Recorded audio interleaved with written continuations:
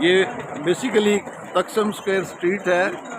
یہاں کا ایسا سمجھ لیں کہ مال روڈ جیسے مری کا ہے سب سے مصروف ترین. اور یہاں سب سے بڑی بات یہ ہے کہ ساری رات یہاں پر لوگ رہتے ہیں.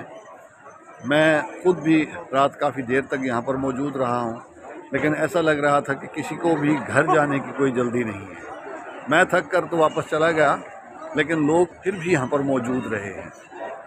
موسم بہت مزیدار ہے، اور اس وقت بھی جو ہے نا لوگوں نے جیکٹس وغیرہ بھی کچھ پہنی ہوئی ہیں، لیکن ایسا بھی نہیں ہے.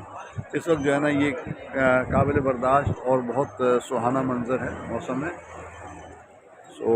لوگوں کا ہجوم دیکھیں اور لوگوں کی بے فکری دیکھیں کہ یہاں پر گھوم پھر رہے ہیں. کوئی کسی کے ساتھ کسی قسم کا کوئی اس کا تنازع نہیں ہے. ہر طرف جو ہے نا بازار، بہترین شاپس یہ موجود ہیں. لوگ لطف اندوز ہو رہے ہیں بہترین موسم کے ساتھ. اور یہ ایک جو ہے یہ تاریخی گلی ہے تقسیم اسٹریٹ. اس میں